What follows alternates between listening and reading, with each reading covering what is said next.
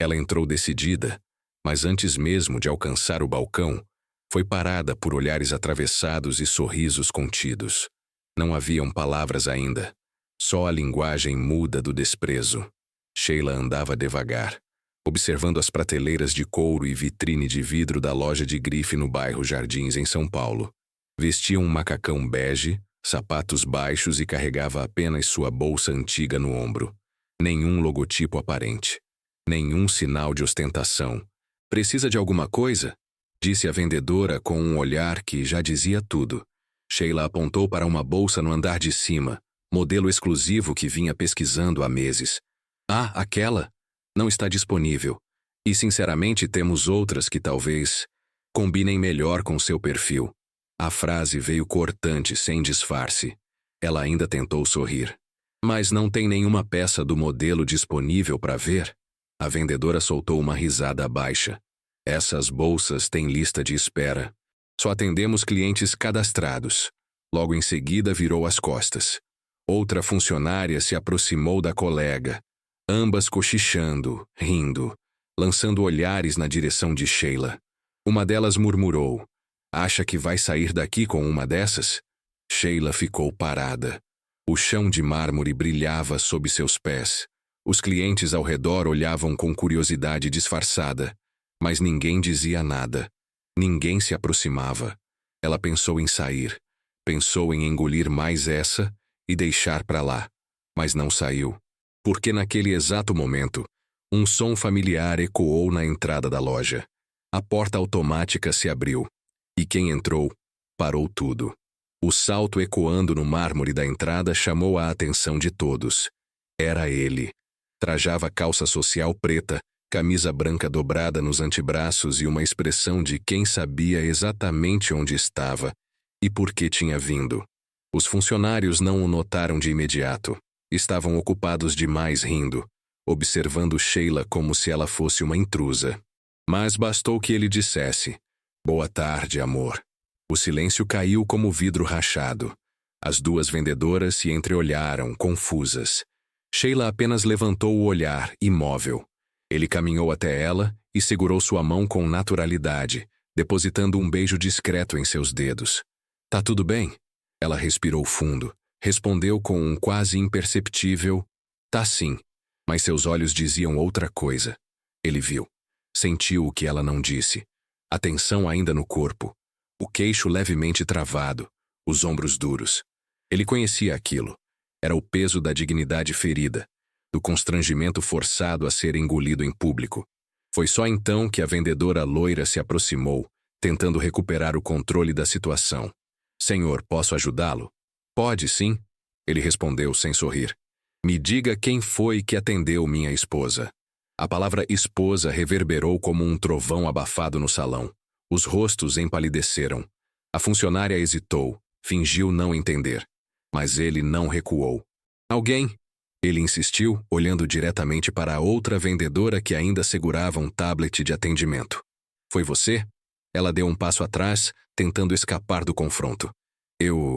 A gente só estava tentando ajudar. Pensamos que ela estivesse perdida." "Perdida?" Ele repetiu, cruzando os braços. "Perdida dentro da loja onde ela tem crédito ilimitado? Perdida num lugar que ela conhece melhor do que vocês? Perdida onde ela é minha sócia?" Mais um silêncio. Desta vez não havia mais cochichos. Os clientes que antes fingiam não ver, agora assistiam tudo com atenção. Um homem na seção de perfumes puxou discretamente o celular. Uma jovem cliente próxima da escada também começou a gravar. "Sócia?" sussurrou a funcionária, como se as palavras não fizessem sentido. Ele assentiu. "Sócia. Meu nome é Rafael Nóbrega. Eu sou cofundador da linha Nóbrega & Bruni, marca que comprou 70% desta loja no ano passado.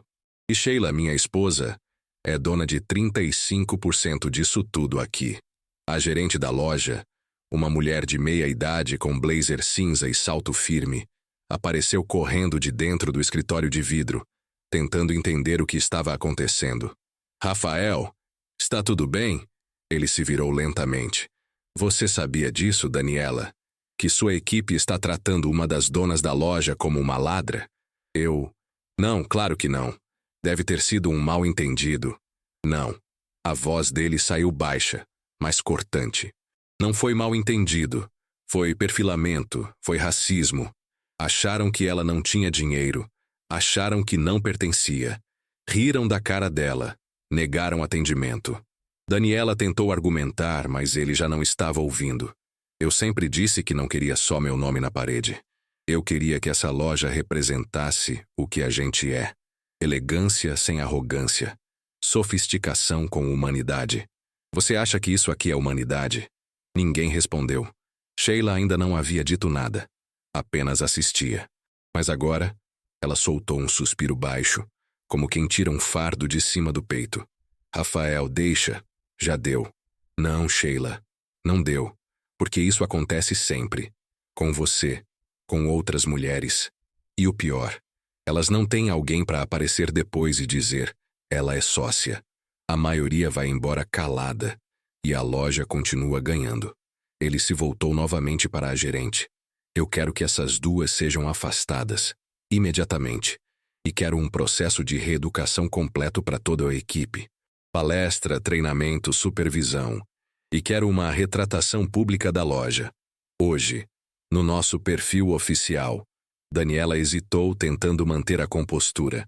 Podemos conversar sobre isso depois, com mais calma. Não, vai ser agora. E outra coisa, a partir de hoje, todos os atendimentos VIP vão precisar passar pela aprovação de Sheila, inclusive os convites para eventos, coleções e novos lançamentos. Se ela não estiver de acordo, não entra. A gerente engoliu seco. Sheila então finalmente falou. Eu não queria causar confusão. Só queria ser tratada como qualquer cliente. Mas acontece que, mesmo sendo dona, isso ainda não é suficiente. Ela olhou para as vendedoras, que agora evitavam encará-la. E vocês sabem por que me trataram assim? Porque eu entrei aqui preta, sem salto alto, sem maquiagem cara. Porque eu não me vesti como vocês acham que uma mulher rica deve se vestir. Mas vocês estão erradas. A cara do dinheiro não tem cor. A cara do respeito também não. E o que falta aqui não é padrão de cliente. É padrão de decência. Mais celulares se ergueram, mais gravações. E ninguém mais ria. Rafael então se aproximou de Sheila, a abraçou de leve e perguntou: Quer subir e pegar a bolsa? Ela balançou a cabeça. Agora não. Acho que hoje quem precisa carregar peso aqui não sou eu. Eles viraram de costas e saíram da loja com passos firmes. As portas automáticas se abriram novamente. E por fim, silêncio. Mas dessa vez, não era um silêncio de desprezo. Era o silêncio do choque, da vergonha. E, para muitos ali, o silêncio da reflexão. A saída de Sheila e Rafael deixou um vazio pesado dentro da loja. Não era apenas o silêncio constrangido dos funcionários ou os olhos desconcertados dos clientes. Era o tipo de silêncio que permanece mesmo depois que o barulho volta, como uma cicatriz no ar. As duas vendedoras continuavam ali, imóveis. A loira, que atendera Sheila primeiro, parecia ter levado um soco no estômago que ainda não entendeu. A outra, mais jovem, segurava o tablet com as mãos trêmulas. A gerente, Daniela, voltou apressada para sua sala de vidro, ligando freneticamente para alguém do RH. No andar de cima, um segurança cochichava com um dos consultores de fragrâncias. Ela era sócia mesmo? Aquela mulher? Perguntou. O cara disse que sim, e falou com convicção. E se for verdade, mano, isso vai dar ruim. Enquanto a tensão fervia internamente do lado de fora da loja, Rafael e Sheila caminhavam pela calçada movimentada do bairro Jardins. Ela estava calada, o rosto sério, os olhos fixos à frente. Quer entrar no carro? Ele perguntou, tirando o controle da chave automática do bolso. Ela parou, virou-se para ele. Eu preciso andar um pouco, sair daquele cheiro, daquelas caras, daquele chão. Ele assentiu, guardando as chaves novamente. Você devia ter deixado eu ir embora. Eu não podia, Sheila. Não depois do que ouvi. Mas agora você está exposto, eu estou exposta. Isso vai virar assunto. Rafael respirou fundo. Que vire. Eles merecem saber o que aconteceu. E você merece que saibam quem é. Eu não queria ser conhecida por causa disso. Então que seja conhecida por reagir. Pela mulher que é, não pela que eles presumiram. Ela não respondeu de imediato. Continuaram andando. As pessoas passavam por eles sem saber o que acabara de acontecer. Era estranho, pensou Sheila. O mundo segue como se nada tivesse acontecido, mesmo quando tudo dentro de você ainda está tremendo. Depois de algumas quadras, pararam numa pequena praça. Havia um banco de madeira sob a sombra de uma árvore. Sheila sentou-se. Rafael a acompanhou. Ela ficou em silêncio por alguns segundos, depois falou. Você viu a forma como ela me olhou? Vi. Como se eu fosse um incômodo, como se eu estivesse sujando o chão caro dela só por existir. Eu vi, Sheila. E nunca mais vou esquecer. Ela o olhou, os olhos marejando. E se você não tivesse aparecido? E se fosse outra mulher no meu lugar? Sem você. Sem a sua posição. Eu pensei nisso o tempo todo. Isso me corrói, Rafa. Porque eu sei que tem centenas de mulheres passando por isso todo dia. Em lojas, escritórios, elevadores. Sem ninguém para testemunhar. E por isso eu não vou deixar isso passar batido. Ela respirou fundo. O que você vai fazer? Já falei com o nosso jurídico. Vamos fazer um comunicado oficial hoje à noite. Assinado por nós dois. E amanhã quero que você vá comigo na reunião com o conselho de administração. Eles vão dizer que você está exagerando, que vai prejudicar a imagem da marca. E eu vou dizer que a imagem da marca já foi prejudicada. E que se eles não apoiarem a mudança, saio da sociedade. Ela arregalou os olhos. Você não pode... Posso sim. E se não puder, melhor descobrir agora. Sheila respirou fundo. Eu sempre soube que isso podia acontecer, sabe? Sempre estive preparada para algum tipo de humilhação. Você não devia precisar estar. Mas precisei, porque é assim que ensinaram a gente. A manter a cabeça baixa. A não responder. A sair pela porta dos fundos se necessário. Ela enxugou uma lágrima que escorria discretamente. E quando você entrou, eu senti raiva. Não de você. De tudo. Porque só com você ali, eles me respeitaram. E isso me matou por dentro. Rafael segurou a mão dela. Mas agora isso vai mudar. Por que você vai fazer mudar? Ela o encarou. Você está me dizendo que quer que eu assuma isso publicamente? Tô dizendo que ninguém pode falar com mais autoridade sobre o que você viveu do que você mesma. Ela olhou para o céu por um momento. As nuvens passavam devagar. Pessoas riam ao fundo, crianças corriam. Tudo tão normal. Mas dentro dela, o dia tinha virado um furacão. Então a gente vai até o fim, disse. Mas vai ser do meu jeito. Seu jeito é o certo. Quero que a nota da empresa diga exatamente o que aconteceu. Quero que as 2 funcionárias sejam desligadas. Quero treinamento antirracista com acompanhamento externo. E que a loja arque com os custos. Já estão providenciando. E quero que a marca se comprometa em contrato a ter ao menos 30% de funcionários negros na linha de frente. Vamos colocar isso na pauta do conselho. E não quero só o meu nome em nota. Quero minha imagem. Quero que vejam meu rosto. Que saibam quem eles desrespeitaram. Vai ser como você quiser. Ela sorriu, mas ainda era um sorriso contido, como se houvesse mais por sair. Rafa, obrigada por ter aparecido. Ele apertou a mão dela. Eu não apareci para te defender. Eu apareci para aprender com você. Ficaram ali por mais alguns minutos. Depois voltaram para o carro. No caminho, Sheila tirou o celular da bolsa e abriu o aplicativo de anotações. Começou a digitar. Hoje fui tratada como suspeita por ser quem sou. Mas eles esqueceram de perguntar quem eu era. E ali, naquele banco de couro do carro preto, começou o texto que incendiaria as redes sociais nas próximas 48 horas. Não por revolta, mas por justiça. E por algo que ela já carregava antes mesmo da loja existir. Dignidade. A postagem foi ao ar no início da noite, com um fundo preto e letras brancas.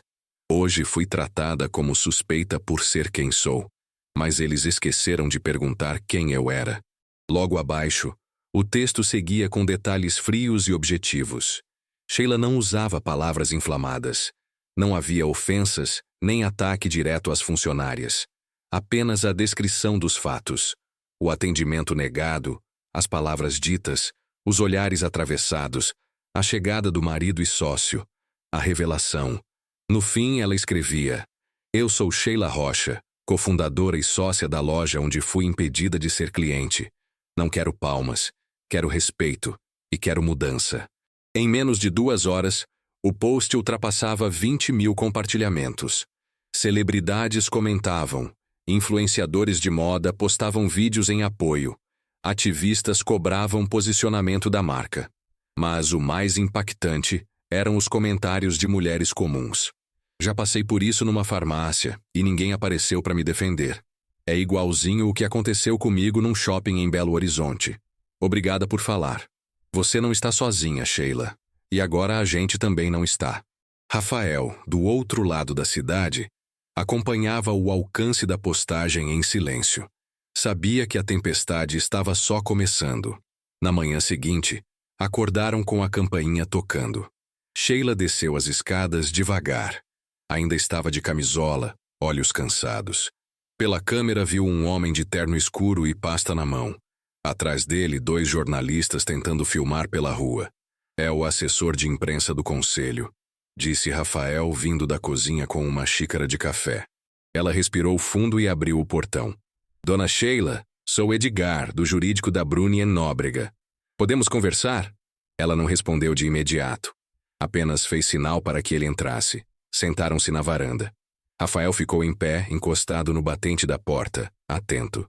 Estamos aqui porque o impacto da postagem foi maior do que o previsto, começou Edgar. Há acionistas preocupados com a repercussão. A marca está sendo associada a racismo estrutural, e isso pode gerar uma crise internacional. Sheila cruzou os braços. Uma crise internacional foi exatamente o que eu vivi dentro da loja. Claro, claro, Edgar apressou-se em dizer. Por isso mesmo queremos chegar a um acordo. Vamos emitir uma nota, com pedido de desculpas, e já iniciamos a contratação de uma consultoria antidiscriminatória. Não. A voz dela cortou o ar. Vocês não vão emitir uma nota. Eu vou. Com o logo da empresa, e com minha assinatura. E quero um vídeo. Oficial. No perfil da loja. Quero que vocês me deem a palavra. Edgar hesitou. Olhou para Rafael, que manteve o olhar firme. E mais. Sheila continuou. Quero um painel público, daqui a 1 semana, aberto à imprensa, com a presença do conselho, com funcionários e com mulheres negras convidadas para falarem. Isso vai expor a empresa a verdade, interrompeu Rafael. Vai expor a verdade. E se vocês não aceitarem, podem começar a preparar minha saída da sociedade. A conversa durou mais de 1 hora. No fim, Edgar saiu sem argumentos. Mas antes de partir olhou para Sheila e disse: Nunca vi ninguém falar assim numa reunião com o conselho. Então comece a se acostumar, respondeu ela. 2 dias depois, o vídeo foi publicado. Começava com Sheila sentada em frente a uma parede branca sem maquiagem, cabelo natural, olhando direto para a câmera. Meu nome é Sheila Rocha. Sou mulher, sou negra e sou empresária. E hoje estou aqui para falar sobre o que vivi dentro da loja da qual sou sócia. Fui tratada como suspeita, como intrusa, como alguém que não pertence, mas eu pertenço. E milhares de outras mulheres como eu também pertencem. O problema é que o mundo ainda não aprendeu a enxergá-las. O vídeo viralizou. Grandes portais replicaram, redes de televisão pediram entrevista. Sheila recusou. Disse que só falaria no painel, ao vivo, diante das pessoas. Na manhã do evento, o auditório da sede administrativa da Bruni Nóbrega em São Paulo estava lotado. Cadeiras ocupadas por funcionários, acionistas, imprensa e convidados da sociedade civil. Rafael estava ao lado de Sheila no palco, mas o centro era todo dela. Uma jovem jornalista abriu a fala. O que motivou você a não deixar isso em silêncio? Sheila respirou fundo antes de responder. Porque se eu fico em silêncio, confirmo o que eles acham, que não valho a pena ser ouvida, que minha experiência não importa, que posso ser apagada. E eu não posso, nenhuma de nós pode. Uma mulher da plateia levantou a mão. Era uma das convidadas de Sheila. líder de um coletivo de empreendedoras negras. A sua coragem abriu espaço para todas nós. Mas o que você espera que realmente mude? Sheila encarou a mulher com respeito. Depois virou-se para o público. Eu quero mudança estrutural. Não pedido de desculpa no Instagram. Quero equipe diversa. Quero treinamento constante. Quero que mulheres negras estejam nas vitrines, nas campanhas, nos cargos de liderança. Quero que nenhuma criança preta entre num lugar de luxo e sinta que está no lugar errado. A plateia aplaudiu. Algumas pessoas choravam em silêncio. Outras apenas escutavam. Pela primeira vez, talvez, escutavam de verdade. No fim do evento, Sheila caminhou pelos corredores da empresa como dona de si. Era olhada com reverência, mas não buscava aplausos. Parou ao lado da funcionária que havia sido mantida na equipe após ser realocada. A mais jovem, que não riu, mas se calou naquele dia. O silêncio também escolhe um lado, disse Sheila. A funcionária baixou os olhos. Eu sei. Estou tentando aprender. Então aprenda com urgência, porque vidas dependem disso. Ao sair do prédio, já sob o sol do fim de tarde, Sheila recebeu uma mensagem no celular. Era de uma jovem chamada Roberta, de Feira de Santana. Dizia: nunca pensei que alguém como eu pudesse ter poder nesse tipo de lugar. Obrigada por mostrar que dá. Você me fez querer abrir meu próprio negócio. Sheila leu e, pela primeira vez naquele dia, sorriu de verdade. Não pelo reconhecimento, mas porque entendia, finalmente, que o que começou com uma humilhação havia se transformado em algo muito maior. Algo que não podia mais ser contido. 2 semanas depois do painel, a loja de grife reabriu as portas com nova equipe, nova identidade visual e um cartaz enorme na entrada. Luxo é saber tratar todos com dignidade. A frase não tinha assinatura, mas quem conhecia a história sabia de onde vinha. Sheila passou em frente à vitrine com passos calmos, observando o novo layout. Manequins negros e indígenas dividindo espaço com modelos europeus, cartazes com mulheres empreendedoras estampando campanhas reais e, pela primeira vez, nenhuma funcionária branca atendendo sozinha. Toda a equipe agora era formada por um grupo diverso, treinado e supervisionado por uma consultoria indicada por ela. Ainda assim, havia um peso que ela carregava sozinha. Não era o do que fizeram com ela naquela tarde. Isso ela havia transformado em movimento. Era o do que descobriu depois, um peso que só crescia. Na manhã seguinte ao evento, Rafael chegara mais cedo em casa. Estava estranho. Dormiu mal? Ela perguntou. Ele demorou a responder. Serviu café, sentou à mesa. Eu preciso te contar uma coisa, disse enfim. Ela largou a colher. O que houve? Eu não fui totalmente honesto naquele dia, na loja. Ela o encarou. Ele respirou fundo. Aquela loja, a Bruni em Nóbrega, ela não era só nossa. Eu sei, a gente sempre teve investidores. Não, você entendeu errado. Eu nunca reparti a sociedade contigo, Sheila. Legalmente. O silêncio entre os dois pareceu abrir um abismo. Como assim? Eu coloquei seu nome nas campanhas. Usei você como imagem da marca. Sempre disse que você era sócia. E você sempre agiu como tal. Mas no papel, você nunca esteve. Sheila se levantou da mesa devagar. Você está me dizendo que eu não sou dona de nada? Ele tentou se explicar. Eu achei que a gente era uma coisa só, que não precisava formalizar. Sempre usei o dinheiro da empresa com você. As decisões foram nossas. Mas quando tudo isso aconteceu e a gente foi rever os contratos, eu percebi. Você nunca assinou nada. Sheila riu. Um riso seco. Você me usou. Não, Sheila. Eu te amei. E amar agora significa mentir? Me deixar exposta? Me ver ser tratada como lixo num lugar que você dizia ser meu, sabendo que legalmente eu não era nada ali? Eu nunca pensei que fosse importante. Não pensou porque você é homem. E branco.